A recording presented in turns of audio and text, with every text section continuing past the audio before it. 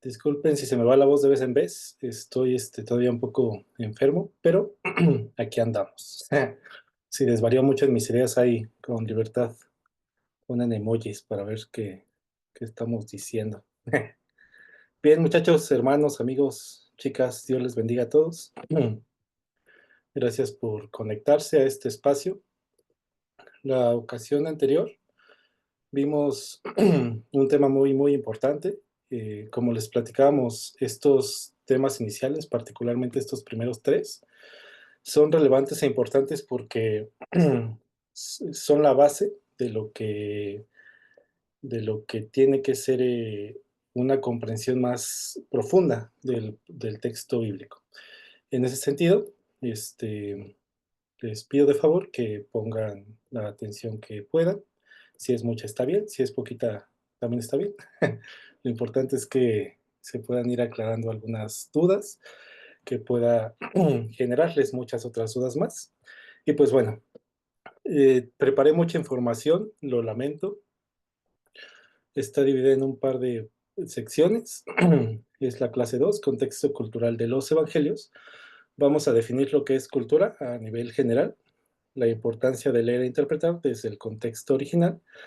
Vamos a ver un poco respecto al lenguaje del siglo I en la tierra bíblica específicamente. Vamos a dar un repaso muy rápido por el calendario de las fiestas y ver cómo este calendario, digamos que modifica el comportamiento de las personas en todo aspecto y sentido en la población.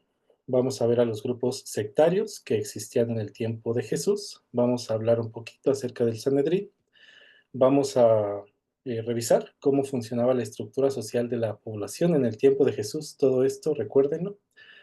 Eh, y al final tengo un par de ejemplos prácticos. Si para este entonces no están demasiado mareados, vamos a ver un par de ejemplos prácticos que ya están más eh, didácticos, que es Jesús y la lectura de Isaías, es un ejemplo bíblico, y preparé algo particular que vamos a describir cómo es un día común del siglo I para una persona. Así que les pido de favor que tengan agua lista, que se estén preparando y moviendo y estirando todo el tiempo.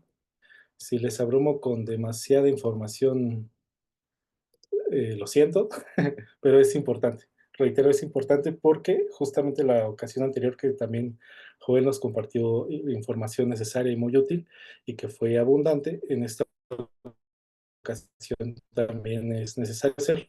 Pero esto tiene sentido y propósito de que cuando tenemos esas bases específicas, aunque sean muy básicas, pero específicas, cuando nosotros nos acercamos al texto de los evangelios específicamente, a tres de ellos que son los sinópticos y a Juan, podemos tener una comprensión muchísimo más aproximada de lo que tendríamos si la leemos sin todos estos contextos, digamos.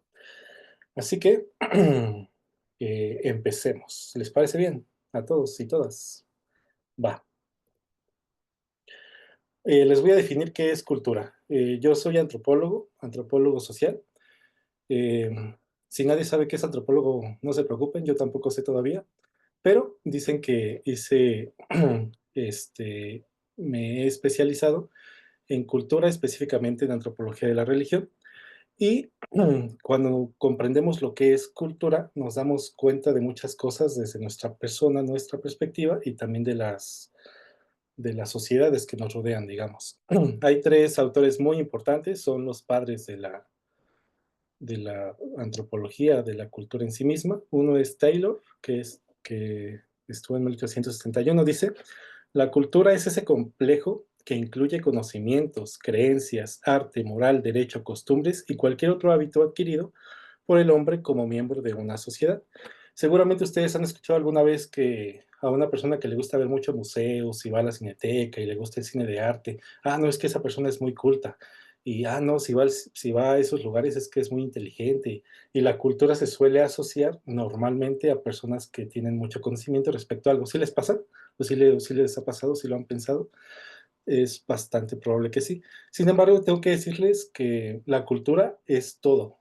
Y todos tenemos cultura. Cada uno de los que estamos aquí reunidos, hermanos, muchachos, todos tenemos una perspectiva cultural real eh, y práctica que nos define como personas.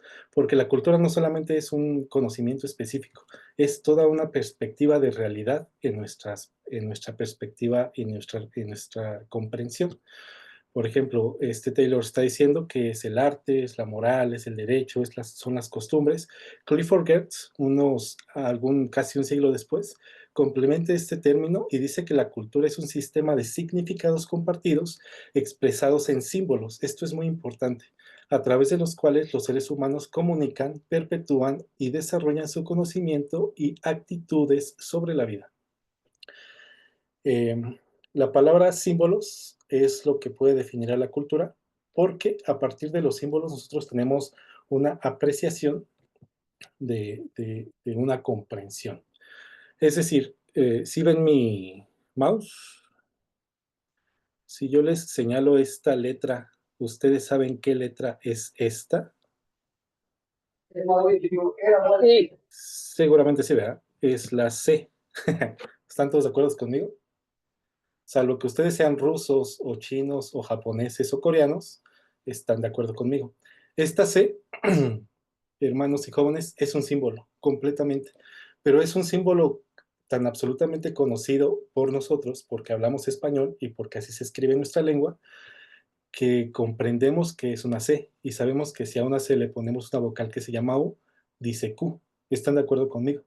Y eso lo sabemos, y eso, aunque suene muy básico, eso es cultura. Es una estructura simbólica que nosotros hemos aprendido y adquirido y por la cual nosotros podemos expresar ideas a partir del lenguaje, que es muy importante. Eh, es muy posible que una persona japonesa, por ejemplo, o un chino, o un ruso, o un africano, si ve esta C así de la nada, no va a saber qué es, porque en su comprensión simbólica no existe esa C. ¿Sí me siguen hasta aquí? Qué bueno.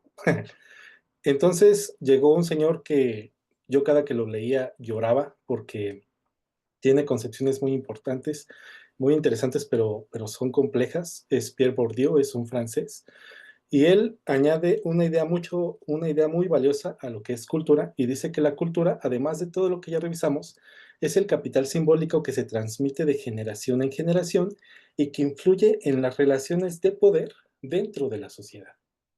Y eso también es importante. Aquí la palabra importante o el significado que Pierre Bourdieu nota es la palabra poder, porque a partir de una cultura y un capital simbólico, una persona puede tener el poder en una sociedad respecto a otra. Por ejemplo, si ustedes ven, muchachos hermanos, ustedes están un sábado en su iglesia normal, tranquis, y su pastor les avisa que ese sábado va a llegar el presidente de la iglesia de Dios. ¿Eso es común que suceda en sus iglesias, por ejemplo? A lo mejor sí, a lo mejor nunca ha ido, depende la localización en la que estén, ¿verdad? Pero ¿por qué suena inmediatamente diferente que el visitante al que va a ir es importante, entre comillas, por decirlo? Por la palabra presidente que precede al visitante, ¿están de acuerdo conmigo? Y solamente por esa expresión simbólica que es presidente, automáticamente de manera natural se le está otorgando un signo y un símbolo de poder a la persona que nos va a visitar. ¿Sí me siguen en esa idea? Qué bueno. Y entonces así funciona la lingüística y así funciona la cultura. El lenguaje, nuestro español en este caso, es absolutamente cultural, porque a partir del lenguaje nosotros podemos expresar todo el tiempo nuestras ideas. Eh, Más adelante vamos a ver un concepto muy interesante al respecto, pero quiero decirles, por ejemplo, si yo les digo la palabra hielo o nieve, ¿las entienden? ¿Alguien de ustedes, tal vez del norte, es posible que sí, si neva, se saben otra palabra que se refiera al hielo o a la nieve en su imaginario de palabras? ¿O solo hielo y nieve es lo único que se saben cuando piensan en hielo o nieve? ¿Qué dicen? Tal vez hermanos o hermanas que viven en costa, me vas a decir, yo ni siquiera he visto la nieve en mi vida, o no tengo idea de qué estás hablando.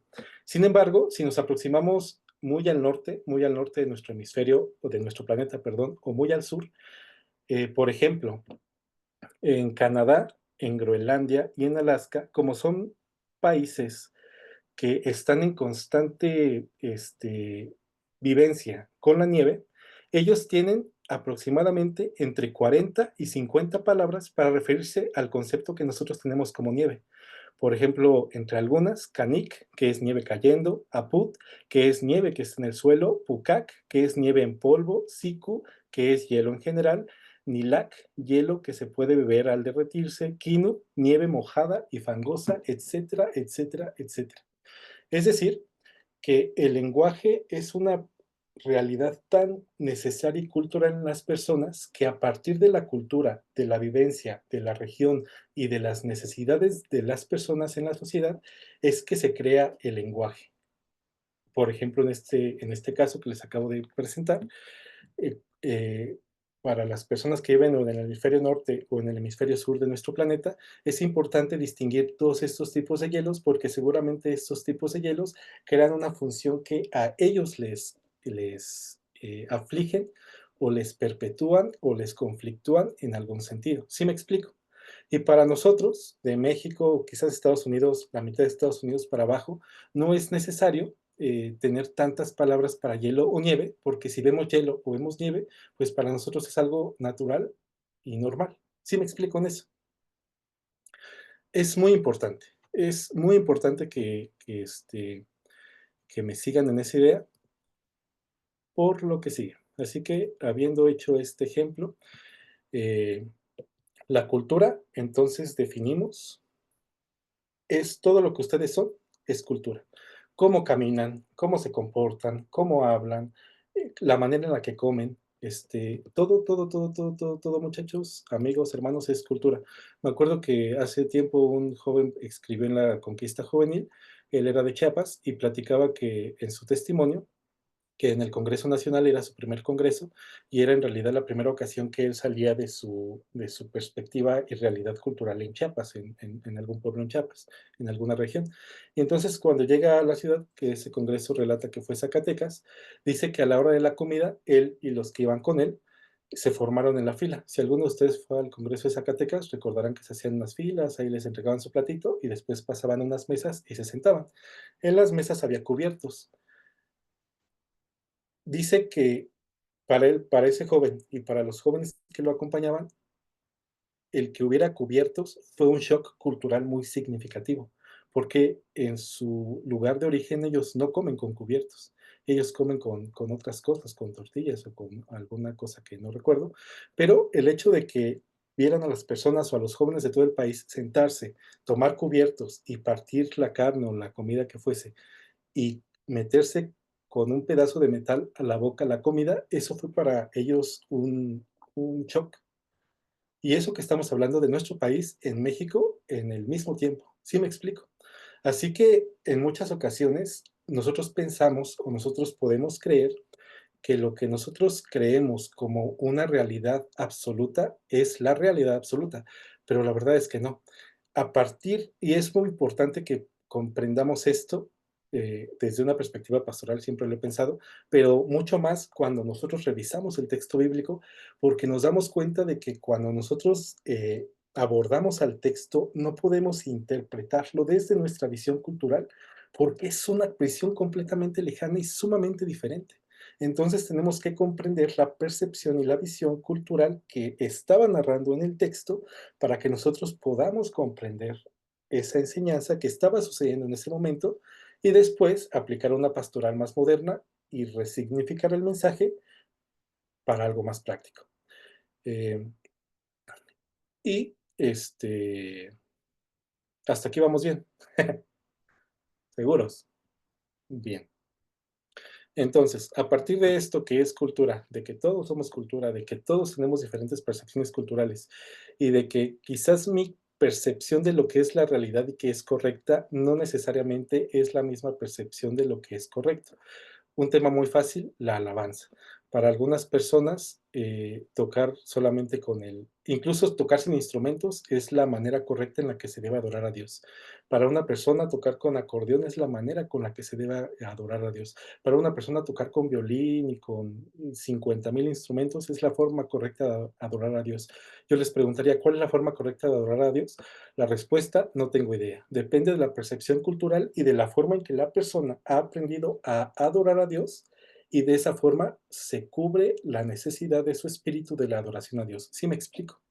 Y desde estas perspectivas, cuando comprendemos que la cultura y las realidades culturales de todas las personas, aunque pertenezcamos al mismo país, pero profesamos la misma fe, son diferentes, entonces se asemeja a una clase de mayor tolerancia hacia lo que vemos diferente. De que yo uso velo, pero si llego a una iglesia donde no usan velo, lo comprendo porque para ella, para esa persona es correcto y para mí es correcto. No es que ella esté mal, que yo esté mal, que ella esté bien, que yo esté bien. Simplemente son particularidades culturales diferentes. Y espero que no me funden por lo que les estoy diciendo, pero eso es lo que significa a grosso modo lo que es cultura. Estudiar cultura es muy complejo, tiene muchísimas, muchísimas variantes. Yo tardé como 3 trimestres en aprender y comprender un poquito respecto a la cultura, pero a muy grandes rasgos, muchachos, es lo que les acabo de explicar, ¿va? Así que bien, entonces la cultura es todo lo que nosotros somos. La cultura se expresa a través de símbolos, sobre todo la cultura religiosa, muchachos. En la cultura religiosa aparece símbolos por donde quiera. Y también la cultura se transmite de generación en generación y generalmente crea relaciones de poder dentro de la sociedad. Y eso que ahorita solamente estamos viendo el lenguaje. O sea, si vemos otras ideas, podemos seguir y seguir y seguir. Así que reitero, cuando nosotros vemos al texto bíblico, como les decía Joel en la clase pasada, cuando nosotros tratamos de leer al texto, tenemos que tratar de meternos a su contexto. Porque no sé si a ustedes, pero a mí cuando yo comencé a tener mis primeras aproximaciones con la Biblia, pues la leía de corrido y pensaba de, no, pues el pueblo de Israel era el único pueblo que existía en el mundo y pues nada más ellos y Dios, ¿no? Contra el resto del planeta, ¿no? Sin embargo, cuando vemos el panorama como es actualmente, nosotros somos mexicanos, la mayoría, y pues vivimos en México y comprendemos a México, pero alrededor de todo el mundo están sucediendo un montón de cosas que ni siquiera nos imaginamos. Hay países en guerra, hay países en hambruna, hay países con mucha inseguridad y por el contrario hay países que son sumamente felices como los países nórdicos, que siempre son los países más felices del mundo, los más seguros, los más bonitos, etcétera, etcétera. Así que nuestras realidades culturales, aún en el mismo espacio de tiempos, año 2025, son diferentes de acuerdo a donde estemos. Y es lo mismo que pasa en la Biblia. Nosotros puede que estemos leyendo Malaquías, Génesis, Apocalipsis, Mateo, pero tienen que considerar que todo esto está pasando en el mundo. O sea, si estamos leyendo, no sé, aquí a Malaquías o a los profetas después del exilio, pues estamos viendo que aquí está el imperio persa, pero también acá está empezando el griego, pero también todavía siguen los egipcios. O sea, es un conjunto y un cúmulo de muchas cosas que están sucediendo en el mundo, en el texto. Y además de eso, como perfectamente lo expuso el profe Joel, la geografía y el lugar en donde viven es muy diferente. Por ejemplo, el relato ¿cómo se llama? Del ladrón del samaritano que cae en manos de ladrones, ¿se acuerdan de él? Vemos que él está en Jerusalén, si no mal recuerdo, y tiene que ir a Jericó, o al revés, no me acuerdo, pero es algo así. Y en el camino había muchos, dice que muchos, bueno, en el camino lo asaltaron y tan tan. Y cuando lo leemos es como que, pues está claro, ¿no? Pues iba en el camino, lo asaltaron y tan tan. Sin embargo, por ejemplo, en este mapita podemos ver que Jerusalén está a 818 metros sobre el nivel del mar y que Jericó está a menos 250 metros sobre el nivel del mar. Entonces, para ir de Jerusalén a Jericó, literalmente se tenía que bajar más de 1 kilómetro. Y este camino, que es entre montañas, literalmente era un camino muy sinuoso, que tenían que ir los viajeros entre montañas, y por eso era tan peligroso, porque los ladrones era muy fácil que se metieran entre las rocas y fácilmente podían asaltar a las personas. ¿Sí me explico? Y entonces, solamente con este pequeñito dato geográfico, entonces el texto tiene otro sentido. Es como que, está bajando, porque creo que el texto lo menciona. Cuando este ladrón, el que fue asaltado estaba bajando a la ciudad, ¿cómo que bajando? Literalmente está bajando 1 kilómetro de distancia de Jerusalén a Jericó. Sí me siguen en esta idea. Y entonces, estos pequeños detallitos, cuando ustedes los comprenden y se los van aprendiendo, el texto brilla más. De por sí la Biblia, solamente con leerla, nos arroja fe, nos arroja paz, nos arroja esperanza. Pero cuando le metemos estos detallitos, se vuelve algo fascinante, es como que irradia luz, no sé, es algo muy bonito. Seguramente les ha pasado, seguramente les seguirá pasando, y nada más. Entonces, llegando a este punto, respecto a los lenguajes del siglo I en la tierra bíblica, y ahorita vamos a pasar a un anexo, tengo que definir con ustedes también qué es lingüística.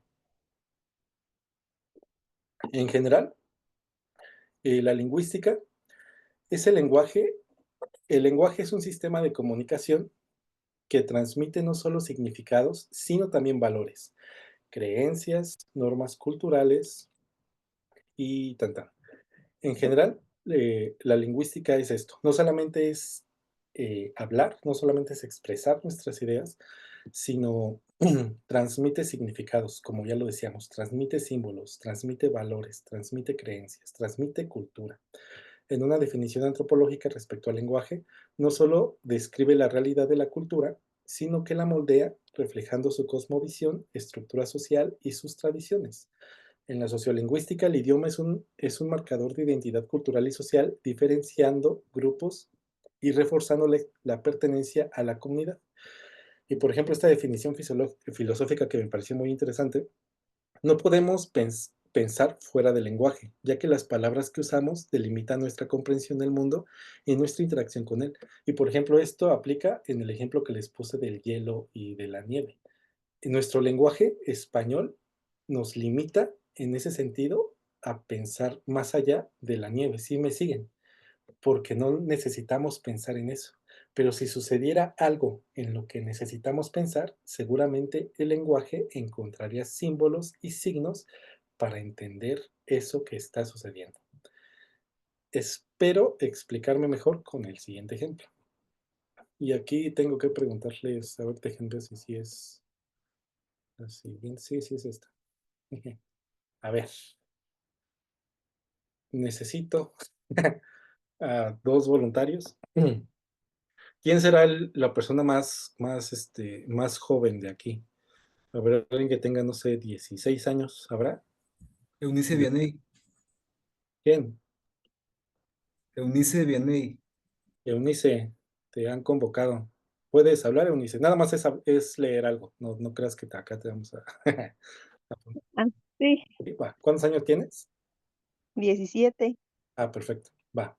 Y ahora necesito la contraparte. ¿Quién será la persona más experimentada entre nosotros?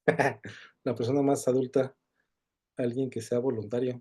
Por ejemplo, yo ya soy adulto. ¿Hay alguien, además, alguien que tenga, no sé, unos 40, 45 más? 48. Hermana Javi, entonces, usted me va a ayudar. Bien, ¿están listas, chicas? Sí. Vamos a leer un texto, ¿vale?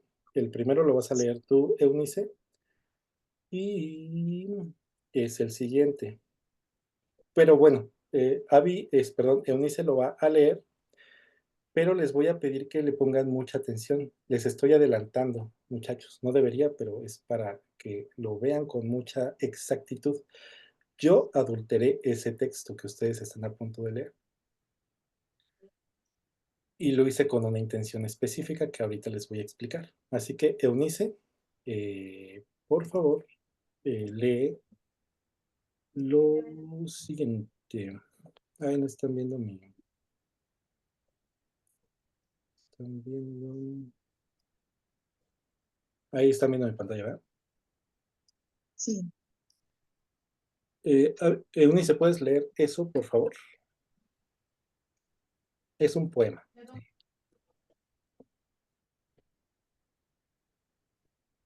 A ver, dice al alba. Cuando el sol vierte su mansa tibieza y el aura errante susurra en la sien, los hombres labran con justa presteza la tierra ansiosa de fruto y de bien. Mas ved, oh tiempos, con cuánto estruendo la guerra avanza sin ley ni razón, y un genocidio vil y horrendo mancha de sangre la verde región. O si la sombra del ego voraz no cimentara la cuántica mordaz, tal vez el mundo hallará solas en la clemencia de amor fraternal. A ver, Eunice, explícamelo. No es cierto. A ver, muchachos, ¿quién le entendió? A ver, levante la mano. Así de yo entendí 100%. O 90, o 80, o 70. Es muy probable que muchos lo hayan entendido todo, muchos, la mayoría de las cosas. Es un lenguaje poético y es un poema del siglo XVIII. Del siglo XVIII al siglo XXI han pasado 200 años, a lo más. Y ya se complica, ¿están de acuerdo? ¿Alguien así, en una primera lectura, pudo ver la adulteración que yo le hice al texto o no lo cacharon? Si alguien lo cachó la primera, les regalo un libro. A ver, ¿qué tengo? Un libro. ¿Alguien? ¿Alguien? Quien sea. Si no, está bien, no pasa nada. Eh, Deberían ser lingüistas expertos o expertos en la lengua española para haberla cachado. Pero se los voy a poner un minuto más y me dicen, a ver quién lo cacha. Hay dos adulteraciones. Hay dos palabras que están en ese poema que no deberían estar en ese poema. A ver si la alcanzan a cachar, muchachos y hermanos y hermanas.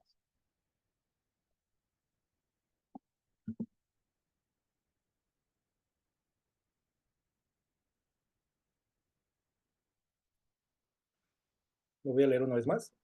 Cuando el sol vierte su mansa tibieza y el aura errante susurra en la sien, los hombres labran con justa presteza la tierra ansiosa de fruto y de bien. Mas ved, oh tiempos, con cuánto estruendo la tierra avanza sin ley ni razón, y un genocidio, vil y horrendo, mancha de sangre la verde región. Oh, si la sombra del ego voraz no cimentara la cuántica mordaz, tal vez el mundo hallará solaz en la clemencia de amor fraternal. ¿Alguien? Última oportunidad. 3, 2, 1. No. Hay dos palabras, les dije que este poema es del siglo XVIII. Hay dos palabras que no existían en el siglo XVIII. La primera de ellas es cuántica. La palabra cuántica se creó aproximadamente a inicios de los años 1900 y justamente se crea por las comprensiones que se estaban haciendo y descubriendo de la física cuántica. Así que este texto está alterado con cuántica. Es una palabra que yo creí que le iban a atinar porque se ve muy moderna, pero una palabra que es mucho más moderna, aunque ustedes no lo crean, que se creó en 1948 y la creó un jurista. Cuando terminó la Segunda Guerra Mundial, es la palabra genocidio. Genocidio es una palabra muy moderna que, bueno, significa cuando una nación o un grupo específico de la sociedad quiere eliminar a otro grupo específico de la sociedad.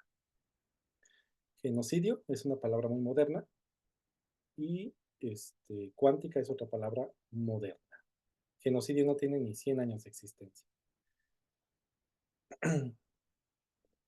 Bueno, les voy a explicar por qué les hice esto.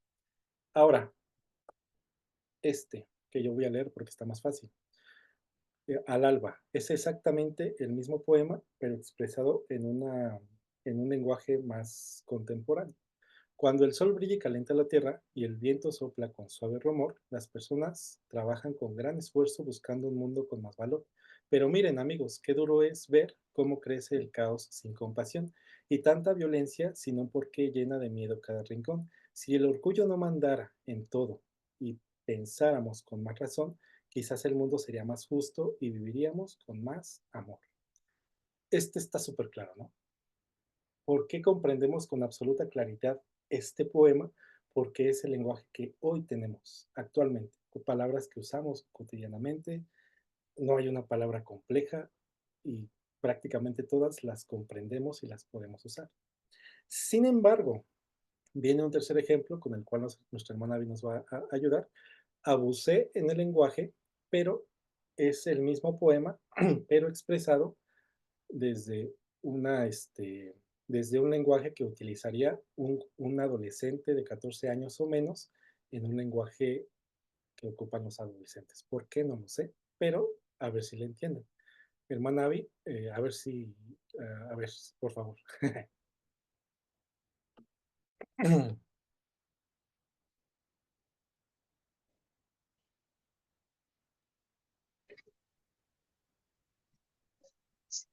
Cuando el sol brilla y todo es chill y el viento suave susurra tranqui, la gente curra sin hacer drill, busca el flow en días blanqui.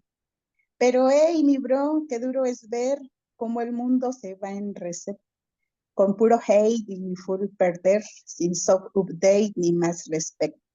Si el ego random no hiciera lag y todos fuéramos más flex, quizá la vida sería un swag con pura vibra sin el estrés. Amén. No, ¿cuál se les hizo más difícil? ¿El antiguo o el de los jóvenes? El de los chavitos, el de la chaviza, pues. Yo les El aseguro de que en sí, medio. el de en medio. Yo les aseguro que sí. Gracias, hermano, por su participación. Yo les aseguro que si el tercero se los presentamos a, digamos, si ustedes le leyeran ese poema a sus iglesias, la mayor cantidad de hermanos, sobre todo adultos, no lo entenderían porque son expresiones muy juveniles, ¿están de acuerdo? Por ejemplo, ¿ustedes entendieron todo, todo el tercero? ¿Lo entendieron todo, todo, todo, todo? ¿O hay alguna expresión que digan, ni yo que no soy tan ruco, tan viejo, lo entendí completamente? Lo que quiero expresarles con este ejemplo, que, que es la mejor estrategia que encontré para expresarles esta idea, jóvenes y hermanos, es que los tres poemas están en español y los tres poemas, o sea, de el Generación Z 2025 y del original del siglo XVIII, no tienen ni 250 años de diferencia entre las palabras y entre las expresiones.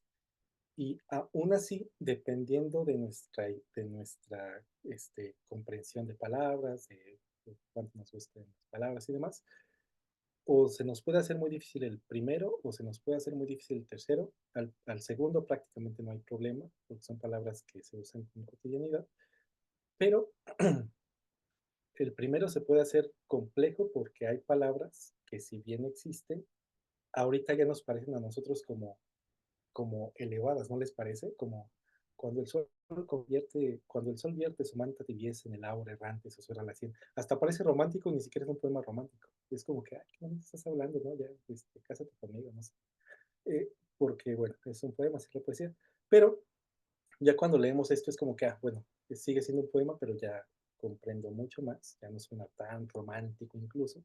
Y cuando leemos el de chill, el suave y tranqui, y, hey, mi bro, qué duro es ver cómo el mundo se va en reset, no sé. Y ya es como que, oye, es exactamente lo mismo, pero expresado en el idioma. Y eso que este idioma del segundo y este idioma del tercero existen y coexisten en el mismo espacio de tiempo, se lo están viendo.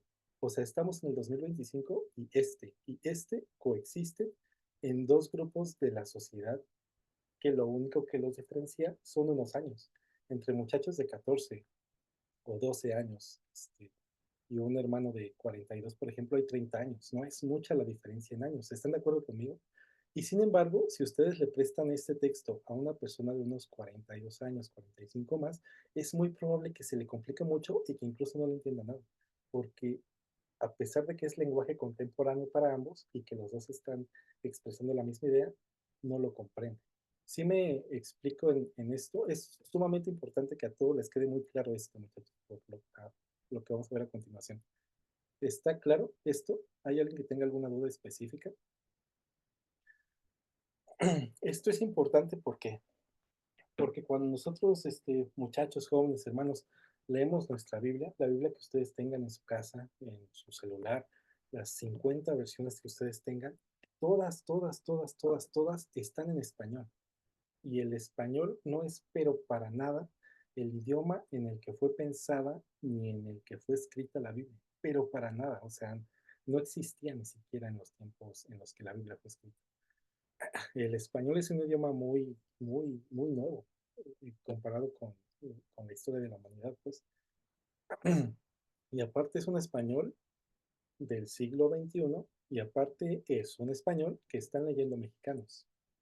Entonces, cuando nosotros leemos la Biblia y queremos interpretar a la Biblia desde nuestra comprensión de español, de mexicanos del siglo XXI, y solamente queremos comprender a la Biblia desde ese español mexicano del siglo XXI, vamos a tener muchos conflictos. Seguramente la Biblia nos va a arrojar muchas oportunidades de reflexión, seguramente nos va a arrojar muchas cosas muy interesantes, seguramente nos va a traer esperanza, seguramente nos va a traer fe, pero nos va a causar muchísimos conflictos porque nos va a dificultar un montón comprender a profundidad lo que el texto originalmente nos quería decir, porque acuérdense que la Biblia lo que nos está narrando son historias de un pueblo, son historias de un pueblo en el Antiguo Testamento y son las historias de un hombre que vino y que murió, que se llamó Jesús, y gracias a él nosotros tenemos hoy la oportunidad de tener vida y vida en abundancia y vida eterna también.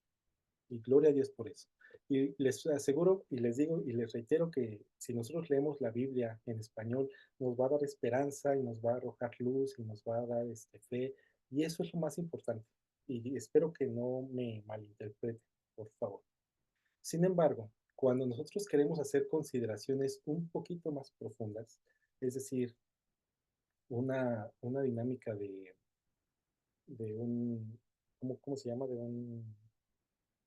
Como de un fundamento doctrinal, entonces ahí sí tenemos que meterle muchísimo más atención a los textos, porque si nosotros hacemos interpretaciones eh, que tienen ya un fundamento doctrinal que van a moldear el carácter de los creyentes en el futuro, por eso les decía que la cultura y la lingüística o la lengua forma, porque si nosotros aprendemos desde una perspectiva de la Biblia, que es un cúmulo de muchos símbolos, y nos enseñan una idea que surgió a partir de una comprensión y concepción e interpretación solamente en el español de nuestra cultura, es muy probable que ese factor que va a desencadenar conductas y comportamientos de las personas que lo escuchen, si está muy mal orientado, va a ser peligroso. Actualmente en México existen cerca de 6,000 asociaciones religiosas cristianas evangélicas. 6,000, un poquito más. ¿A qué creen que se deba? A que justamente muchas personas creen que entienden la Biblia. Ah, no, yo ya la entendí. Y dice esto. Y sí a esto, y no a esto, y sí a esto, y no a esto.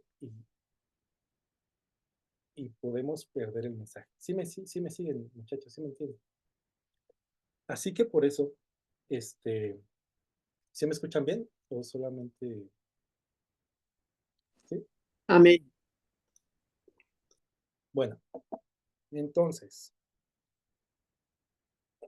es importante comprender la cultura. Es importante asimilar la importancia de la lingüística. No es necesario, salvo que les guste mucho el estudio, que ustedes aprendan griego o arameo o hebreo. Si les gusta mucho está bien, pero no es necesario.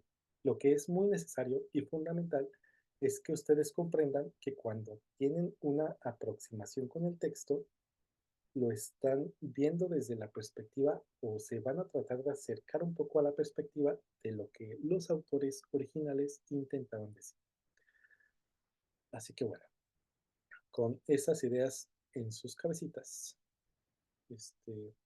bueno, hasta arriba les puse un signo lingüístico, es algo que existe en el lenguaje normal, que se crea desde un significado y desde un significante. El significante básicamente son las palabras, la forma en la que acomodamos las palabras y en que las palabras les dan símbolos y los símbolos les dan espacios de ideas, y los significados son los significados que encontramos en esas palabras. Y bueno, vamos a empezar con estas dos cosas. Es la mitad de la clase, creo. Sin embargo, también en la cultura, por ejemplo, yo nací el 21 de marzo. Eh, el 21 de marzo en el Estado de México. Yo soy de Naucalpan, ¿cómo se les dirá? Naucalpanqueños, no sé. Yo nací en Naucalpan, en la punta de un cerro, y pues ahí viví toda mi niñez. Donde yo vivía, literalmente tú salías de la casa y cruzando la calle entrabas directo a la puerta de Dios, porque era una iglesia católica. Y bueno, así literalmente saliendo de la casa, entraba a la otra casa de Dios. Yo fui católico toda mi infancia, hasta los 11, 12 años, y mi abuela es una persona muy católica, así que ella normalmente me llevaba. Creo que nunca hice mi primera comunión porque fui rebelde o no me acuerdo, no sé si me expulsaron, algo pasó, pero no la hice, sí me bautizaron y esas cosas. Sin embargo, me acuerdo que si ustedes saben, en la Iglesia Católica normalmente a las iglesias se bendicen como con un santo, digamos. Y la iglesia que estaba frente a la casa era la iglesia de San José. Y resulta y resalta que San José cumplía años el mismo día que yo. Así que yo cuando era muy niño me ponía muy feliz porque pensaba que en mi cumpleaños ponían feria, una feria del pueblo, por mi cumpleaños. Y después crecí y me di cuenta que no, que era por San José. Yo no era tan importante. Y bueno, superé ese trauma. Sin embargo, lo importante de aquí, muchachos y hermanos, es que en perspectiva cultural, en mi cumpleaños había feria. Y es posible que ustedes en sus zonas de vida normal, de su infancia o de su edad presente, también hayan vivido a partir de específicas estrategias en las que se moldea la vida de ustedes. Y les voy a dar un ejemplo muy práctico que va a pasar en unas 2 o 3 semanas. La Cena del Señor. La Cena del Señor es una festividad o la única festividad que tenemos como Iglesia de Dios y es una percepción absolutamente cultural, pero plenamente. Yo les quiero preguntar, eh, digamos, la vida cristiana de ustedes o la vida de iglesia en su iglesia, ¿es igual de mayo a octubre que de marzo a abril? ¿Verdad que cambia? No, ¿En qué cosas cambia? Pues en un montón. Que la limpieza del templo, que vamos a hacer cultos especiales, que no sé qué, que vamos a practicar para nuestro número especial, que la cena, que no sé qué, que los bautizos. Es decir, por una festividad, muchachos, es decir, una única festividad que tenemos como iglesia, surgen un montón de cosas alrededor de esa festividad que modifican nuestra vida y nuestro comportamiento común. ¿Sí me explico en esta idea? Si una fiesta para nosotros modifica nuestra perspectiva y nuestra realidad durante 1 o 2 meses, depende de su iglesia y su pastor, imagínense cómo sería vivir afiliados a un pueblo o pertenecientes a un pueblo que tiene 9 fiestas en el año. Toda su perspectiva y realidad cultural se basa en lo que está sucediendo en las festividades que pasan en ese año. ¿Sí me explico en esa idea? Y es justamente cuando nosotros leemos, por ejemplo, el Antiguo Testamento y en algunas partes el Nuevo Testamento, que nosotros debemos ver que seguramente algunas acciones o algunos relatos están enfocados en ciertas ideas de festividades y que cuando no comprendemos esas festividades, entonces nos podemos estar perdiendo de mucho de lo que dice ese relato. Y, y para terminar esta idea, por ejemplo, el pueblo hebreo, en tiempo de Jesús, celebraba todas estas fiestas. El Purim conmemora la gesta de la reina Esther, el Pesaj, que es la fiesta más importante, que es la Pascua, el Matzot, que es de los panes ácimos, que se celebra al mismo tiempo del Pesaj, que es el comienzo de la primavera y la cosecha y la cebada. El Shavuot, que es la de las semanas, el comienzo del verano y la cosecha del trigo. El Rosh Hashanah, que es el comienzo del Año Nuevo judío, que sucede en septiembre, el Yom Kippur, que es el día del perdón y la expiación de pecados. Este día era el único día en el que el sumo sacerdote podía ingresar al lugar santísimo. El Sukkot es la fiesta de las tiendas, otoño, se ruega por las lluvias y demás, que no sé pronunciar, el gozo de la Torah, y el Hanukkah, que es la dedicación del invierno, la conmemoración de la purificación del templo por Judá Maccabi. Y por ejemplo, aquí está, digamos, nuestro calendario, y este es el calendario hebreo. Y si se dan cuenta, las celebridades no es coincidencia que coincidan en muchas ocasiones con algunas cosas de la realidad de la vida agrícola. Por ejemplo, la siembra de hortalizas y legumbres entre enero y febrero, entre abril y mayo es la cosecha de cebada, la cosecha del trigo, etcétera, etcétera, etcétera. Y también actividades granaderas, como el pastoreo del verano, el pastoreo de invierno, el esquileo, etcétera. Es decir, que cuando nosotros estamos considerando y leyendo el texto bíblico, todo esto, lo de la región, lo de la geografía, lo del lenguaje, lo de las fiestas, está sucediendo. Y son cosas que a veces solamente con leer el texto nos perdemos si no tenemos el cuidado correcto y apropiado de verificar en qué momento específico lo estamos leyendo. Porque no es lo mismo leer Génesis, que, que en muchas partes es antiguo, a leer Nehemías o a leer Malaquías, por supuesto. Las cosas van cambiando. Así que, bueno, yo ya me aprendí las fiestas y ahora todo lo que lea lo voy a aplicar. No, también es necesaria la temporalidad. ¿En qué libro estás y qué aplica o qué gestiones culturales o sociales están aplicando en eso que estás leyendo? Y por si esto no fuera poco, muchachos, lo siento, perdón, pero también existe la sociedad y la política. O sea, es el lenguaje, es la política, son las fiestas y son un montón de cosas. Y esta imagen solo se las pongo de referencia, más adelante se los voy a explicar. Pero más básicamente esto era el Sanedrín, seguramente les suena palabra el Sanedrín, ahorita les voy a decir más profundamente. Pero bueno, se cree que se reunían en esta cámara, eran 71 ancianos, 71 personas y el sumo sacerdote.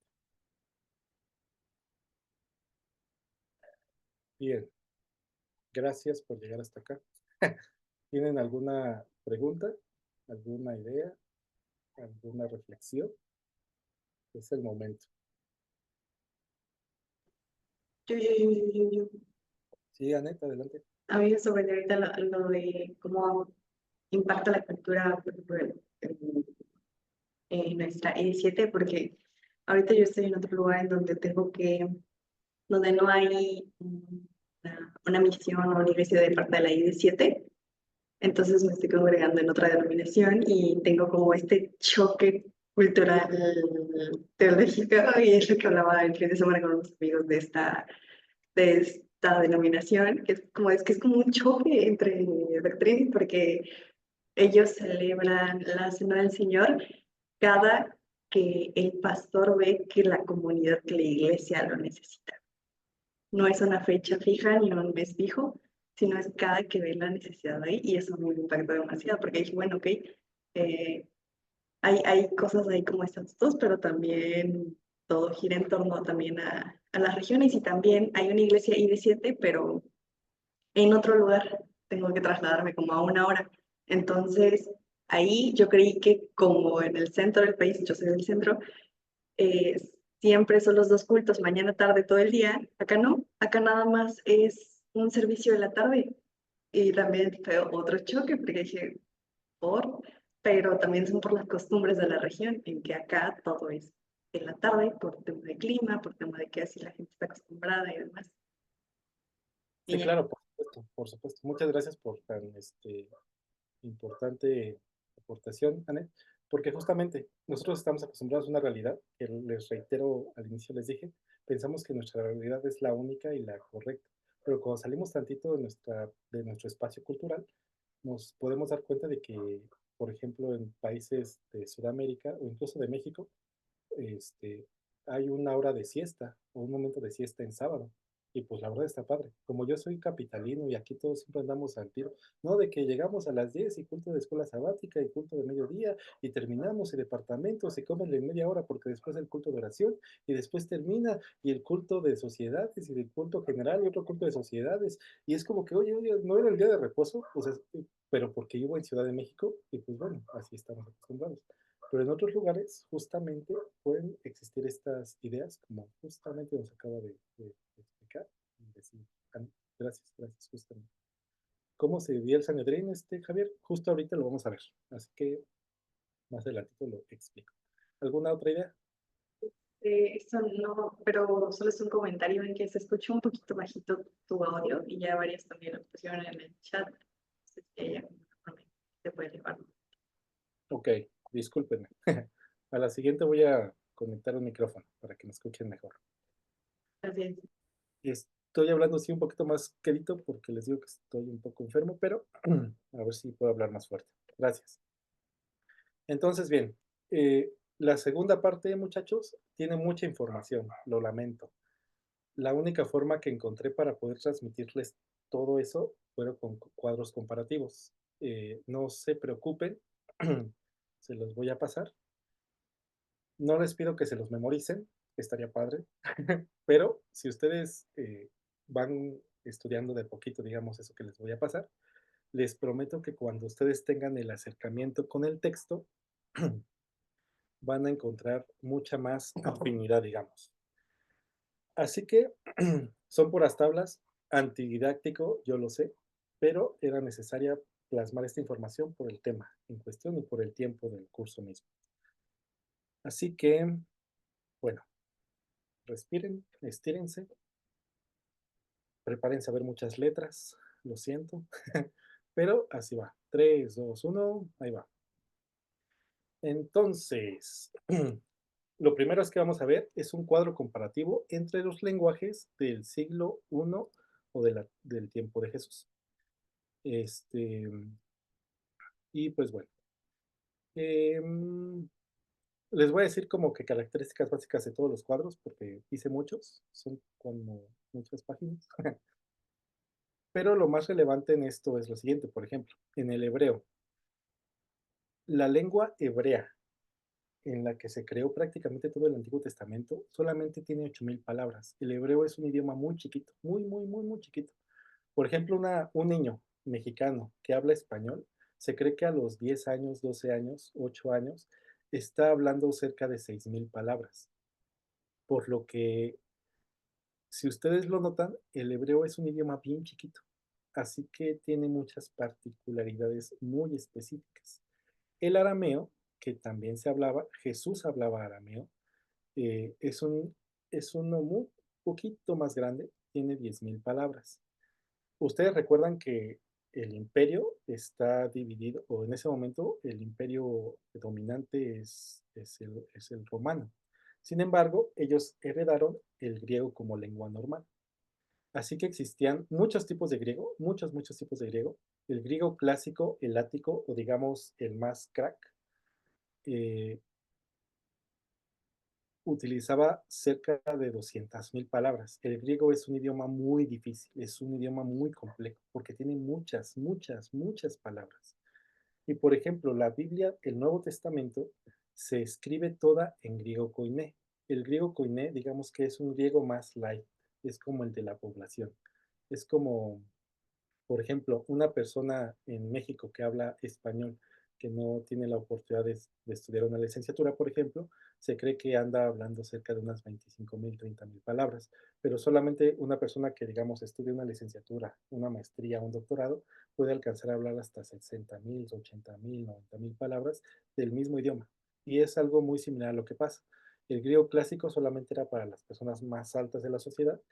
eh, las clases sociales, vamos a verlo más adelante, pero eran catastróficamente, pues era una pirámide gigantescamente abierta, mucho más que actualmente. Cerca del 95-90% según la región eran personas que no sabían ni leer ni escribir. Así que por eso el griego clásico, el pro, el de 200,000 palabras, solamente poquitas personas lo hablaban. Los más doctos, los filósofos, etc. Pero el griego koiné, digamos el idioma común de la sociedad, era este. ¿Qué hablaba Jesús? Jesús era políglota. Jesús hablaba arameo, el arameo era la lengua diaria, como el español. Jesús hablaba hebreo y Jesús hablaba griego, koiné, y quién sabe si otros, ¿verdad? Pero al menos sabemos que esos los hablaba. Y pues bueno, por eso les digo, por ejemplo, en el siglo I se utilizaba como lengua litúrgica, es decir, en las sinagogas, en el templo, solamente se hablaba en hebreo, por ejemplo, las escrituras se leían en su idioma original, en el hebreo. El arameo era la lengua común de Judea y Galilea, y bueno, la lengua comercial y popular. ¿Quiénes lo hablaban? La supercrack, filósofos, escritores, el griego koiné, comerciantes, soldados, etcétera. Y aquí les pongo, les digo que esto se los voy a mandar. En realidad también lo hice para compartirlo con ustedes, para que puedan revisarlo con más calmita. Solamente les voy a decir algunas generalidades. Y pues bueno, la dificultad del hebreo es, les digo, como es un idioma muy chiquito, de 8000 palabras, es una sintaxis simple, pero la particularidad del hebreo es que es un idioma polisémico. ¿Qué es polisémico? Que una palabra o una expresión puede tener diferentes significados según el contexto en el que se escribió. Y por eso el hebreo es complicado, porque, porque nosotros, reitero, cuando leemos desde nuestro español el Antiguo Testamento, que está en hebreo y partes en arameo, queremos interpretarlo desde nuestro español, pero el hebreo tiene tan poquitas palabras que dependía del contexto cultural, no del contexto gramatical, o sea, de la Biblia, sino del contexto cultural, que en algunas partes significaba una cosa y en algunas partes significaba otra, etc. El arameo es un poco más flexible, tiene influencias gramaticales más específicas. Y bueno, el griego koiné es más sencillo, menos tiempos gramaticales. Y les digo que el griego ático es muy complejo, tiene muchas estructuras, es muy difícil. Es muy, las personas que hablan griego, por ejemplo, que hablaban en ese tiempo, o que incluso hablan griego hoy en la actualidad, que son traductores de la Biblia, son personas sumamente preparadas en el texto bíblico. Muy, muy, muy preparadas. Entonces, eso es respecto a los idiomas, a los lenguajes. Si ustedes se dan cuenta, reitero, es bueno ver que en la vida de una persona común del siglo I, del tiempo de Jesús, pues tú de pronto podías salir de tu casa y te estaban hablando en arameo tus compas, pero después ibas al mercado y ahí, oye, me das una naranja, pero lo pedías en griego koiné, y después ibas a la sinagoga y ahí y le entendías o no lo entendías porque estaba en hebreo.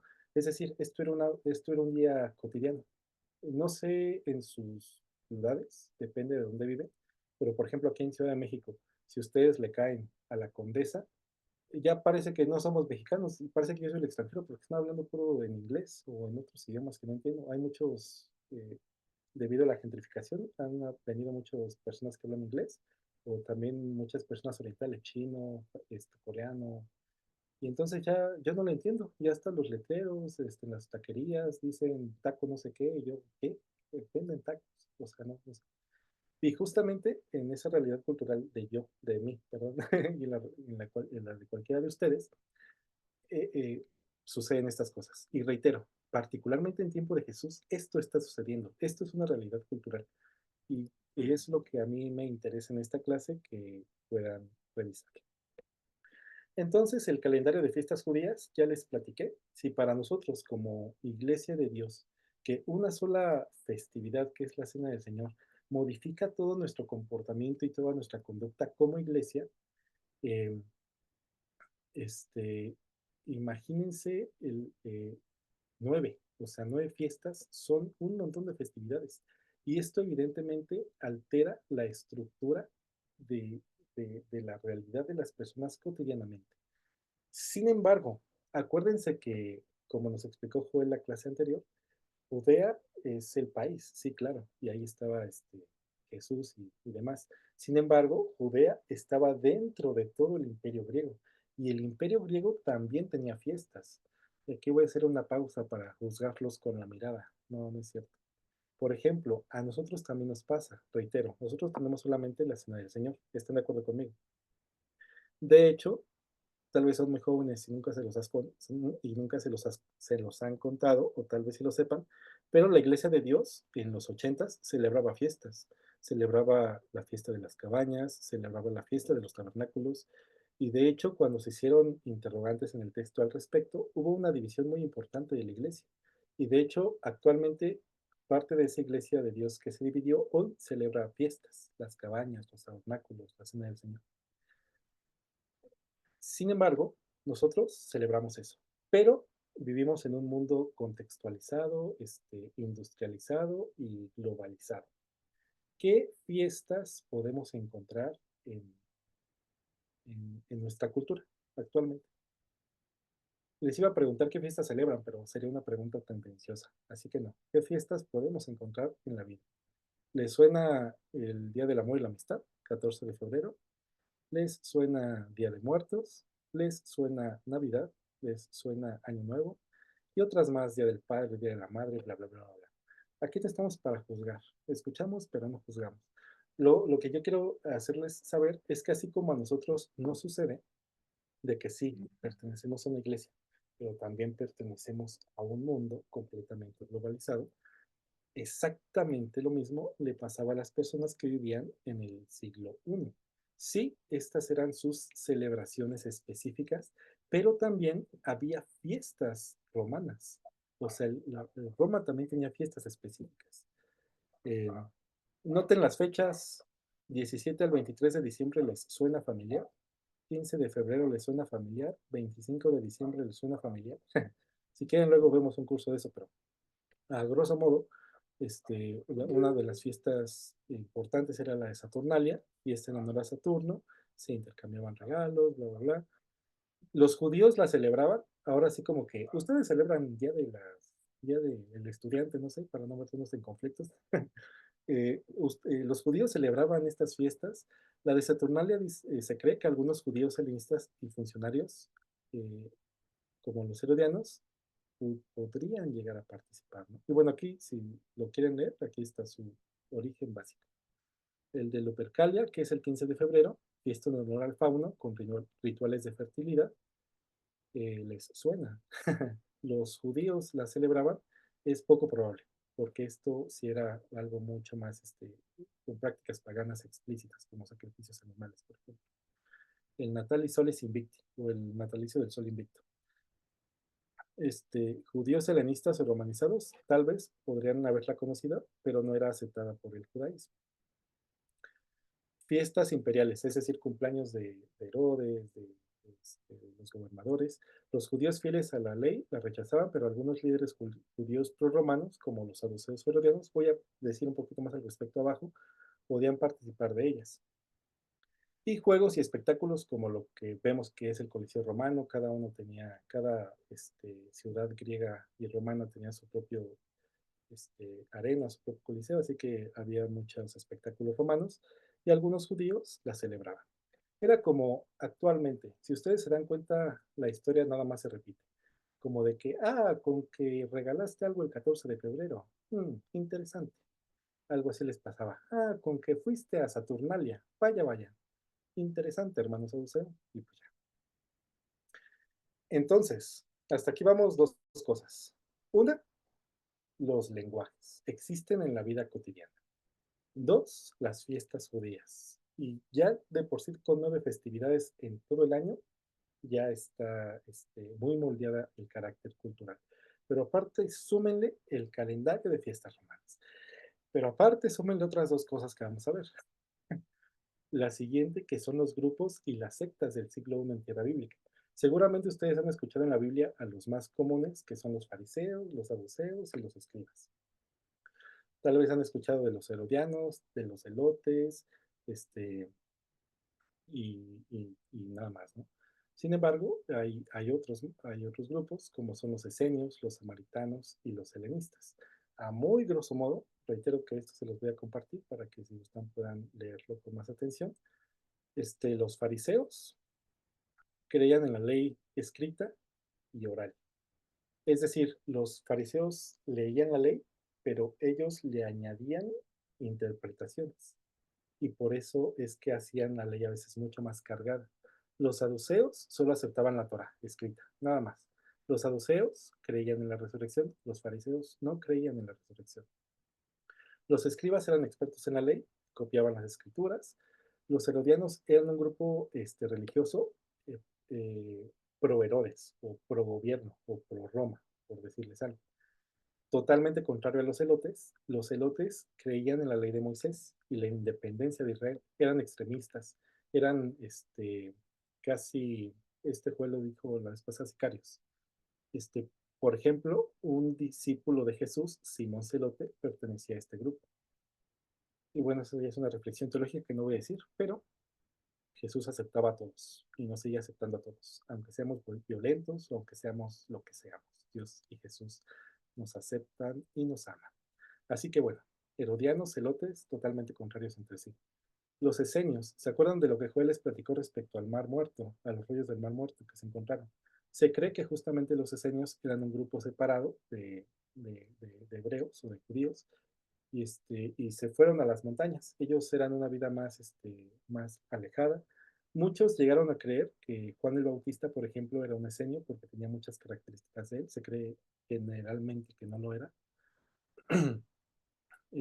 Pero justamente estos esenios que se asentaron en las montañas, cuando se encontraron los rollos del Mar Muerto, se cree que ellos los elaboraron y que los conservaron, y la verdad es que les debemos mucho, porque debido a esos rollos nosotros hemos podido encontrar muchas aproximaciones mucho más reales al texto bíblico. Los samaritanos, si ustedes recuerdan, el reino estaba dividido en dos, el reino del norte o de Israel, el reino del sur o de Judá. El reino de Israel cayó en manos de los asirios unos 100 años antes del que el reino de Judá. Es decir, los del norte cayeron por los asirios cerca del 686, los del sur cayeron en manos de los babilonios cerca del 586. Este grupo de personas que se quedaron acá arriba, digamos que se fueron camuflando con la sociedad que los conquistó, y de esa región salen los samaritanos, es decir, personas que se con, camuflajearon o se reprodujeron, no sé, con los que los conquistaron, pero un grupo, los samaritanos, siguieron creyendo en Dios, ¿no? Y bueno, todos estos son grupos. O sea, ustedes, un poblador común, muchas veces veo memes que dicen, a mí me gustaría ir al pasado. Y cuando llego al pasado, oye, ¿y cómo se hace la electricidad esa de la que hablas? Y tú de, ¿qué? En ocasiones pienso que puede ser así como de, si ustedes fueran personas que vivieron el pasado, seguramente seríamos de la población normal, que ahorita vamos a ver también. Y es muy probable que ustedes en el mercado se encontraran a un fariseo, se encontraran a un celote, se encontraran a un samaritano, o que ustedes fueran un celote, una persona que estuviera harta de lo que Roma les hacía y que trajeran acá su cuchillito y cuando vieran un soldado, órale, piquete, guárdame este fierro, como diríamos aquí en la ciudad. Y entonces es posible que ustedes se encontraran a grupos de personas respetadas o que ustedes o sus amigos fueran personas que pertenecieran a una afiliación política. Esto es lo más cercano que podríamos encontrar a afiliaciones políticas, los herodianos y los celotes. Pero bueno, el Sanedrín se toca mucho en los evangelios y es muy significativo, es muy importante. ¿Qué era el Sanedrín? Básicamente tenía múltiples responsabilidades: juzgar casos religiosos, interpretar la ley, supervisar el templo y mantener buena relación con Roma, ¿no? ¿Cómo se estructuraba un Sanedrín? Por si alguna vez se lo habían preguntado. El Sanedrín estaba compuesto por 71 miembros organizados de la siguiente manera: el sumo sacerdote, que era el presidente del Sanedrín, generalmente de familia saducea. Recuerden que los saduceos son los descendientes de la tradición de Aarón y por consecuencia eran los sacerdotes del templo. Los saduceos, aristócratas, sacerdotes, controlaban el templo. Los fariseos, maestros de la ley y expertos en la Torah, influyentes en el pueblo. Escribas, juristas y expertos en la ley, afiliados a los fariseos. Y ancianos, representantes de la tribu de familias e influyentes. Había dos tipos de Sanedrín: el gran Sanedrín y pequeños Sanedrines en distintas ciudades de Israel. Es decir, ustedes podían ser del Sanedrín lamento decirles que si son mujeres, no, imposible. Y si son hombres, si eran escribas o personas muy respetadas del pueblo, es muy probable que sí. ¿Cómo se llegaba a ser miembro del Sanedrín, por ejemplo? Ser varón judío, mayor de 30 años. Como dato curioso y también como dato cultural, nosotros vemos a alguien de 30 años hoy, por ejemplo, yo tengo 34, y bueno, ya dicen que estoy ruco, por supuesto, pero alguien de 30 años es como que, meh, pues, chavo ruco, ¿no? Para el tiempo de Jesús, eh, esto ya es considerado un anciano. O sea, ustedes ya deberían hablarme de ustedes, muchachos. No es cierto. Porque obviamente, debido a pues, las carencias de medicina y demás, la esperanza de vida era mucho menor en el tiempo del primer siglo, pues. Así que personas 30, 40, 50, 60 años, no, hombre, era una persona muy bendecida, era una persona muy respetada por todo el pueblo, porque si vivía tanto es porque Dios lo amaba mucho y quería que estuviera ahí para compartir de sus enseñanzas. Tener un alto conocimiento de la ley de Moisés, contar con el conocimiento del juez, etcétera, ¿no? Unas cosas. Y bueno, por si quieren leer, ¿qué leyes violó el juicio de Jesús el Sanedrín? Pues estas, ahí lo ven. Entonces, sé que es mucha información, pero ¿cómo van? ¿Bien? Más o menos. Sí, seguros. Aguantan otro pedazo de información. Ya es el último bloque y después vienen los ejemplos prácticos, ¿va? Así que vamos a seguirle. Entonces, muchachos, ¿qué hemos visto hasta aquí? El idioma influye en la cultura. Las fiestas de su pueblo influyen en la cultura. Las fiestas de Roma influyen en la cultura. Los grupos sectarios y los grupos políticos influyen en su cultura. ¿Qué más influye en su cultura? Bueno, el Sanedrín y la ley. Además del Sanedrín y la ley, aquí me faltó añadir tal vez las leyes de Roma. O sea, ustedes tienen que cumplir las leyes de Israel y también tienen que cumplir las leyes de Roma y también si se encuentran un fariseo tienen que cumplir las leyes del fariseo o del saduceo. Y es como que, oye, bro, no manches, o sea, con razón me muero a los 20. Imagínate la presión arterial que estás sintiendo en ese momento, ¿no? Por eso Jesús en los evangelios, por eso les digo que esto es muy importante, porque cuando tenemos todo este contexto y vemos algunos textos, crean muchísima más sentido en nuestra vida. ¿Recuerdan el texto de conmigo mi yugo es fácil y mi carga es ligera? Se refiere a todo esto. Es como que, no, es que si me afilio yo a un maestro, entonces ahora la responsabilidad de mi maestro y las enseñanzas y no sé qué más me va a prohibir. O sea, ya tengo como 50,000 prohibiciones. Y entonces Jesús les dice, hey, si ustedes me siguen a mí, conmigo mi yugo es fácil y mi carga es ligera. Y conmigo van a descansar. Y ese solo texto, con todo esto, crea una nueva perspectiva. ¿Están de acuerdo conmigo?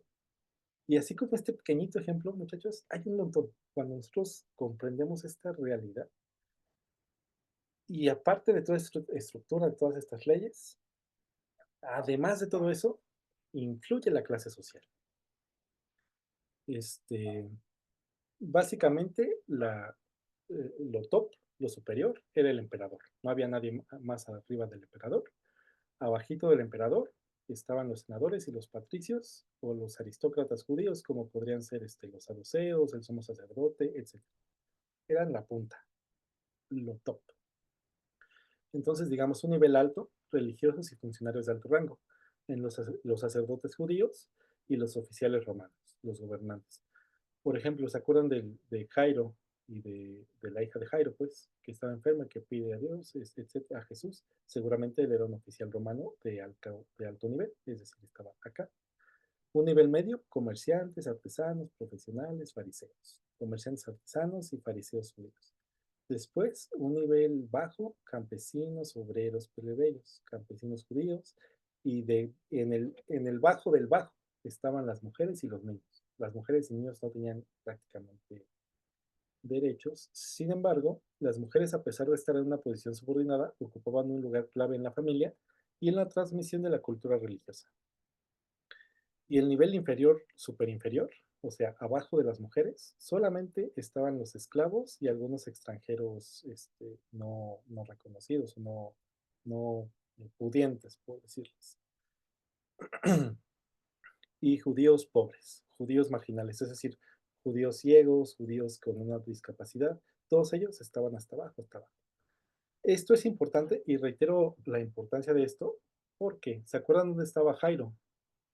En un nivel alto. Y digamos que Jesús estaba entre bajo porque era un obrero y entre medio porque era un maestro. O sea, digamos que Jesús creó un nuevo nivel, digamos. Andaba como por aquí.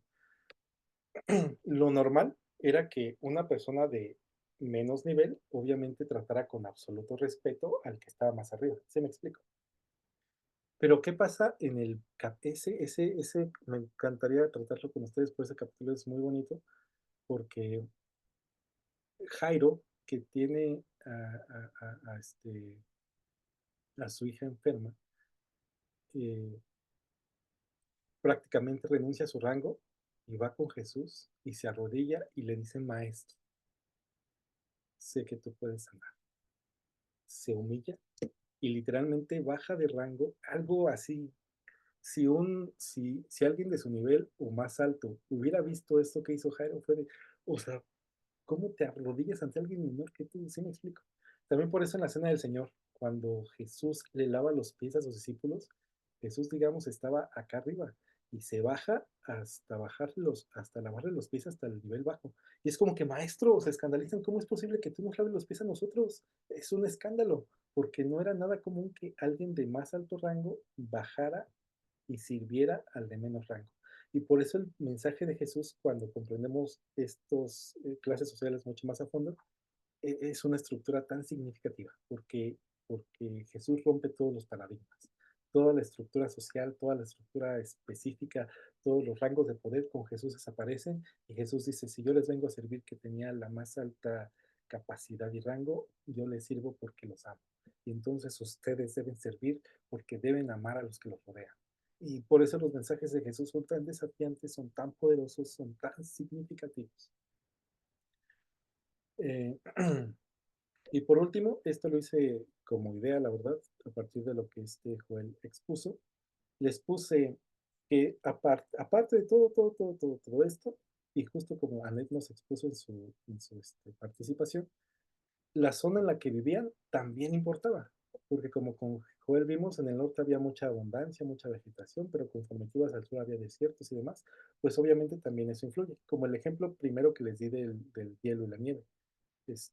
Hay palabras, hay expresiones o hay necesidades culturales o relaciones específicas que se necesitan o que se vivían a partir de la región en la que vivían.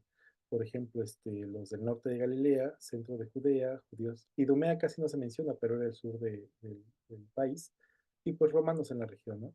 Por ejemplo, ocupación principal en el norte eran campesinos y pescadores, en el centro, en Jerusalén, pues eran sacerdotes, comerciantes, y más al sur eran agricultores, incluso soldados, eran comerciantes. Y así, o sea, reitero, esto se los voy a pasar y son datos interesantes. Y pues bueno, yo les recomiendo que se aprendan el mapa de esto, de Jerusalén, del tiempo de Jesús, porque es importante porque justamente cuando leemos, y Jesús estaba en Galilea, donde hay arbolitos y está chido, ¿no? O que Jesús casi se fue a Judea, bueno, aquí ya hay desierto. O de que Jesús pasó el mar de un extremo a otro, a la Decápolis. La Decápolis también es importante porque aquí hay muchas personas paganas. Y solamente con aprenderse, digamos, los nombres y las localizaciones del mapa, solamente con el dato Decápolis, pues ahí hay puros paganos. Y el sermón que Jesús da en la Decápolis y la multiplicación de los panes, por ejemplo, sucede en esta región, es muy significativa porque como una persona que había nacido acá, que es un maestro, se cruza al otro lado para predicarle a los pecadores, eso es impensable. Pero bueno, era Jesús. Y ya. ¿Alguna pregunta, muchachos? Tengo dos ejemplos prácticos que ya son rápidos, pero quiero preguntarles si tienen alguna pregunta, algún comentario, alguna duda con toda este, confianza, por favor.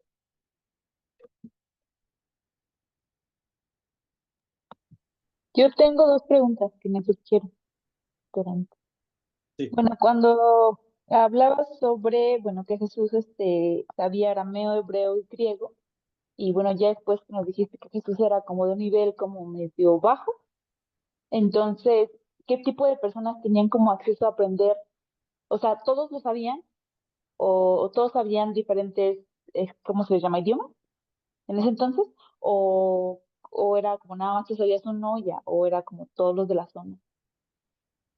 Muy probablemente la mayoría de personas hablaban arameo y como el Spanglish, porque era el idioma del imperio, cuando iban al mercado, oye, rólame un aguacate, no existía, un algo, no sé, una cebada, pero lo decían como en el griego koiné. Recuerden que el griego koiné era como el griego de todos, de toda la población, porque justamente cuando el imperio romano domina, pues desde África, del norte de África, y muchas partes de Asia y hasta Europa, era evidente que en todo el imperio existían un montón de idiomas. Y justamente por eso se populariza, digamos, el griego koiné. Porque con el griego koiné es como que ustedes sigan hablando su lengua, pero procuren aprender lo básico del koiné para que puedan comunicarse en el idioma del imperio. ¿Sí me explico? Muy pocas personas en el tiempo de Jesús sabrían hebreo. Jesús era una de esas pocas personas. Muy pocas personas, los estudiados, digamos. Yasmín.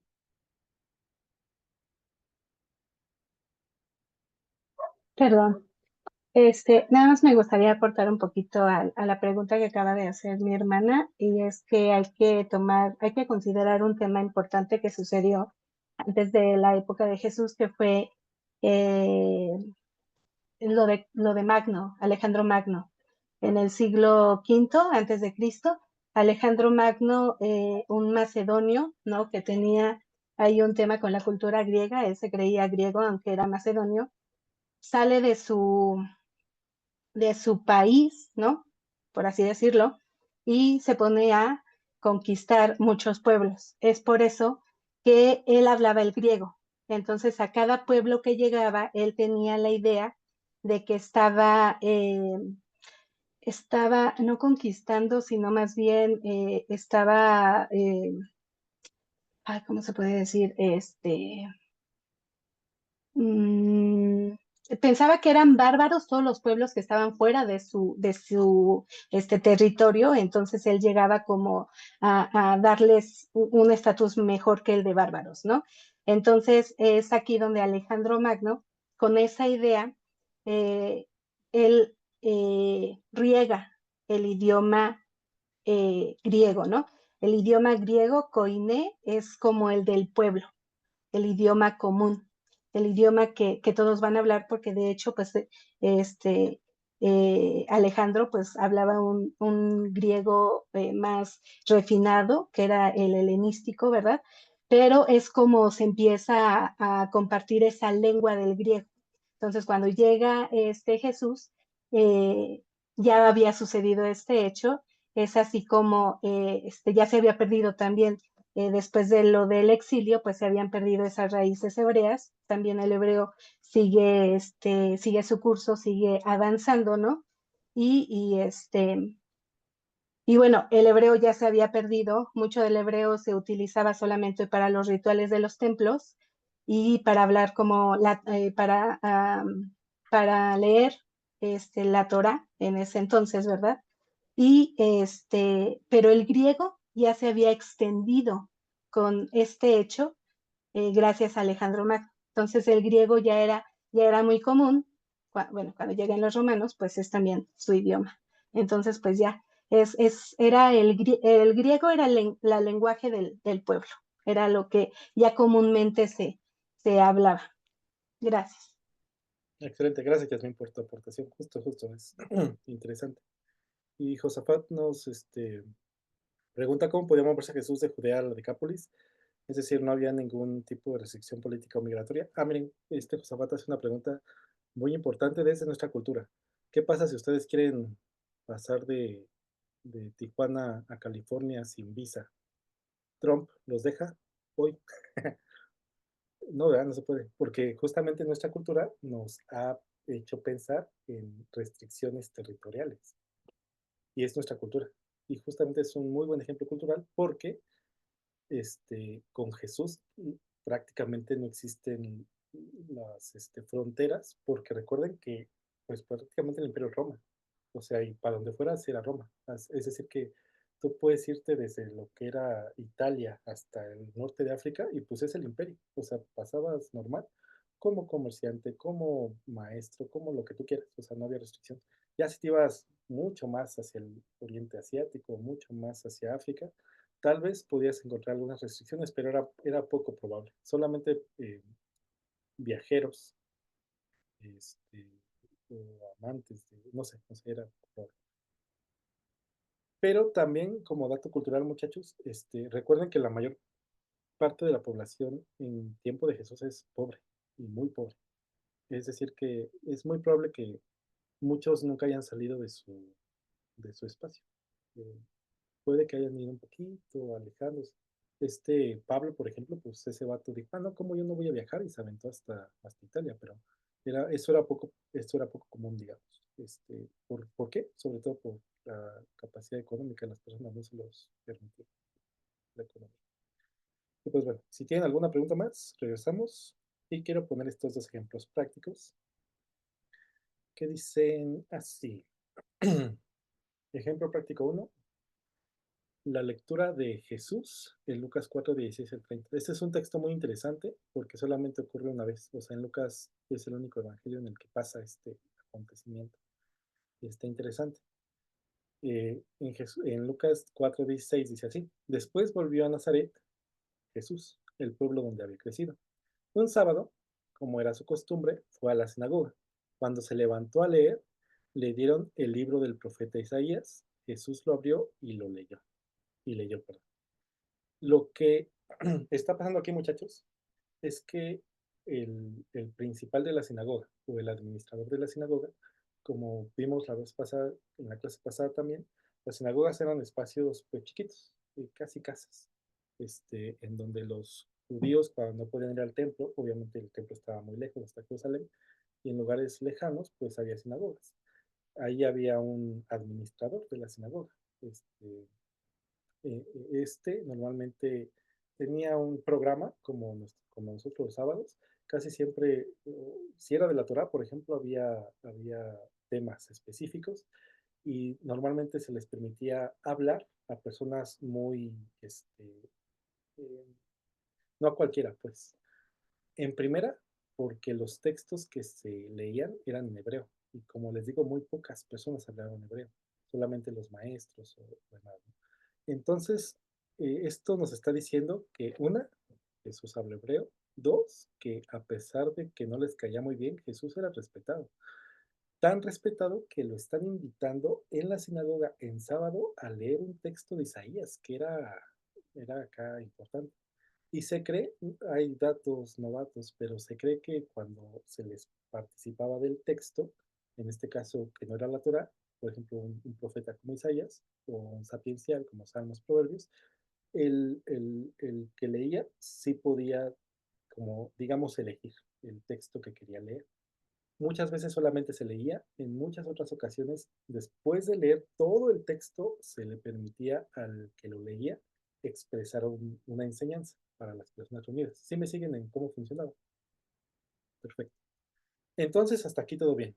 Ven a Jesús, llegar a Nazaret, el lugar donde nació, es una persona respetada, habla hebreo, se le proporciona el texto de Isaías en hebreo y le dicen, Jesús, por favor, haznos el privilegio de instruirnos, de leer.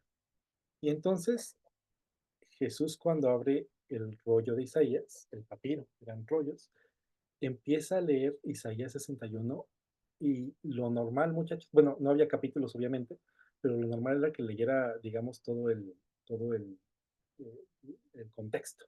O sea, y entonces Jesús empieza, el Espíritu de Dios está sobre mí, porque Dios me eligió y me envió para dar buenas nuevas a los pobres, para consolar a los afligidos y para anunciar a los prisioneros que pronto van a quedar en libertad. Dios también me envió para anunciar es el tiempo que Dios eligió para darnos salvación y para vengarse de nuestros enemigos. Sin embargo, muchachos, y aquí es algo muy importante y por esto es la importancia de comprender la perspectiva cultural, porque Jesús empieza, aquí ya dijimos, se lo dan, Jesús abre el rollo y Jesús empieza a leer lo que dice Isaías. el Espíritu de Dios está sobre mí, 19, y para anunciar a todos que este es el tiempo que Dios eligió para darnos salvación. Hasta aquí todo bien.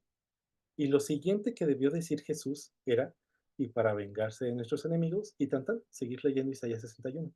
Pero el texto dice claramente que este es el tiempo que Dios eligió para darnos salvación, y entonces todos están poniendo la atención a Jesús, y ¡pam! Jesús cierra el libro, y se le devuelve al encargado, y se sienta. Y todos se quedan como de, bro, por todos los que estaban en la sinagoga se quedaron mirándolo. Esta palabra o expresión mirándolo se satanizó. Es mirar fijamente, contemplar con atención. Y normalmente se usaba cuando alguien prestaba mucha atención a un profesor, a un maestro, o asombro ante algo inesperado. Algo pasó y es como que ustedes quedan en shock. Esa mirada de en shock. Y entonces cuando Jesús cierra el libro y lo devuelve al encargado y se sienta, es algo, o sea, ¿cómo estás haciendo eso en la sinagoga, Jesús? ¿Sí me siguen? O sea, era algo, mm, eh, muy radical, por utilizar una palabra. Y no solo hizo eso Jesús, o sea, eso ya por si era como que no, en la vida te volvemos a invitar, bro, o sea, ¿qué acabas de hacer? Pero aparte de hacer esa acción, en el versículo 21 dice, entonces Jesús les dijo, sentado desde su lugar, ya sin el texto de Isaías, hoy se ha cumplido ante ustedes esto que he leído. Uf. Y a partir de esta situación, es por eso que los fariseos y todo el grupo religioso comienzan a aborrecer a Jesús, porque es como, ¿cómo te atreves a nuestro texto o uno de nuestros textos más valiosos, que es Isaías? Tú tú lo cerraste, tú lo devolviste y aparte tú le añadiste, o sea, ¿cómo se te ocurre? Y bueno, aquí pasan más cosas entre el 22 y el 27 y el 28, después de escuchar todo lo que Jesús estaba diciendo, los que estaban en la sinagoga se enojaron muchísimo. Esta palabra enojaron es como que, o sea, eh, ustedes se han enojado mucho así de que quieren pegarle al primero que se atraviesan que no tenga la culpa. Es una expresión similar la que usa aquí en Lucas. Se enojaron muchísimo. Entonces lo sacaron, utiliza una palabra como con violencia, de allá a Jesús, y lo llevaron a lo alto de la colina donde estaba el pueblo, pues querían arrojarlo del precipicio. O sea, se enojaron y se ofendieron tanto por lo que Jesús había hecho que estaban así absolutamente enfurecidos y literalmente se lo subieron al cerro para aventar para que se muriera. O sea, y dice, pero Jesús pasó en medio de ellos y se fue de Nazaret. Aunque es un texto sumamente sencillo y aunque si lo leemos así básico se comprende, muchachos, cuando nosotros le metemos estas pequeñas ideas culturales, como que esto era impensable y de que, mira, si le dieron el texto, entonces Jesús era respetado. Entonces, como Isaías estaba en hebreo, seguramente Jesús hablaba hebreo y tal. Y si se dan cuenta, le vamos añadiendo pedacitos y pedacitos y pedacitos al texto y el texto nos devuelve algo mucho más enriquecedor. Y lo que nos está diciendo aquí el texto es, Jesús con toda autoridad cierra el libro y les dice, este es el tiempo que Dios eligió para darnos salvación y hoy se ha cumplido. Estoy aquí para darles salvación. Siga. Es, es algo desafiante, es algo magnífico lo que está pasando. Y pues bien, adicionalmente a este texto hice un ejercicio, creo que yo muy práctico, pero también esto alcanza a definir la cultura y ya con eso terminamos. Porque, por ejemplo, eh, la cultura lo define el lugar donde ustedes viven. Es decir, si viven en un lugar muy caluroso, seguramente su día inicia muy temprano. Si viven en la ciudad, seguramente inician en diferentes horarios y demás. El lugar donde viven, lo que hacen, a qué se dedican, cuál es su clase social, obviamente ayuda. O sea, si ustedes son de la clase alta de México y tienen acá negocios que no registra el SAT, es probable que ustedes se levanten a las 12 del día tranquilamente, vayan bueno, no sé por qué van los ricos, pero por algo que vayan. Y así, o sea, su vida es muy relajada. Sin embargo, si son de una clase pues trabajadora, como la mayor parte de la población lo somos, pues se tienen que levantar temprano, tienen que usar transporte público, etcétera. Es decir, su cultura también se define a partir de su contexto social y económico. ¿Están de acuerdo conmigo? Lo mismito pasaba en el tiempo de Jesús. Y lo que hice fue una especie de cómo sería un ciudadano promedio en el tiempo de Jesús. En tiempo de Jesús los días empezaban muy temprano porque hacía calor. Y bueno, ejemplo práctico 2. Esto lo voy a leer nada más. Les pido que pongan atención. Un día en la vida de una familia judía en la época de Jesús. 4:30 de la mañana, amanece y primeras oraciones. El día comienza temprano, antes de que salga el sol. El padre de familia se levanta, cubre su cabeza con un tatit, un manto de la oración, y recita la Shema. Escucha Israel, el Señor nuestro Dios, el Señor uno es. Las mujeres y los niños se despiertan poco después. No hay agua corriente, así que los hijos mayores van al pozo del pueblo con cántaros de barro para traer agua para el día.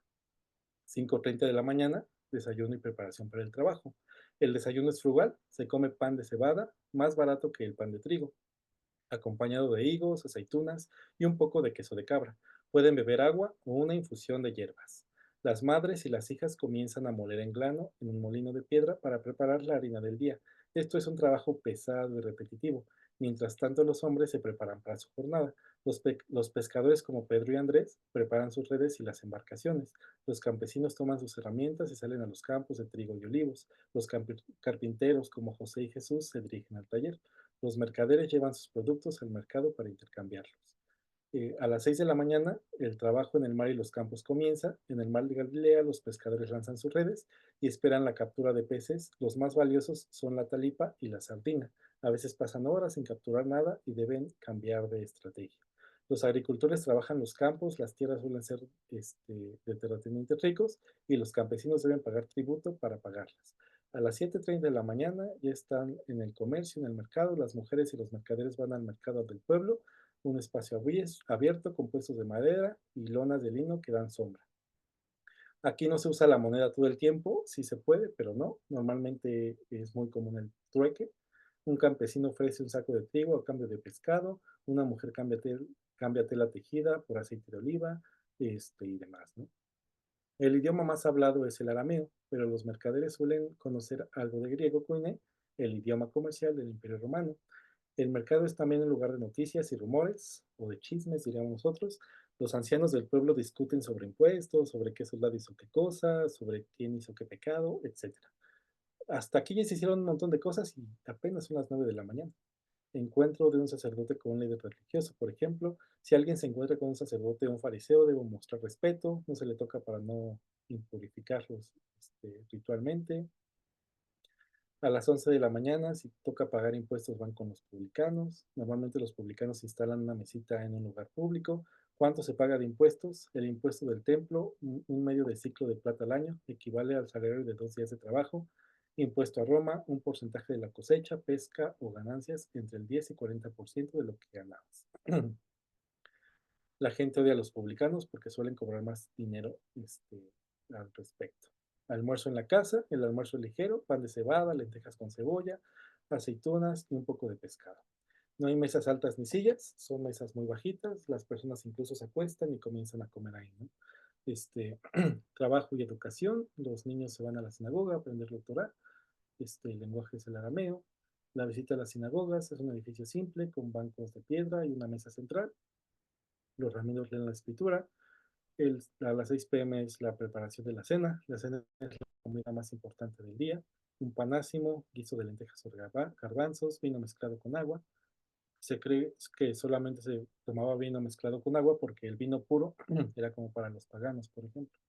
La familia se reúne, conversa sobre el día, se cierra el día. Antes de dormir se apagan el aceite. El padre bendice a los hijos, les da la bendición arónica. La casa es sencilla, con paredes de adobe y techo plano. En verano algunos duermen en el techo para evitar el calor, pero solamente los que son de clase media, digamos, porque solamente ellos tenían la capacidad de tener una casa de 2 pisos. Los muy pobres, pues solamente tenían un piso y sufrían mucho en el verano porque hacía mucho calor. Todos esos pequeños detallitos modifican la estructura y la comprensión del texto bíblico. ¿Están de acuerdo conmigo? Y ya lo leemos diferente.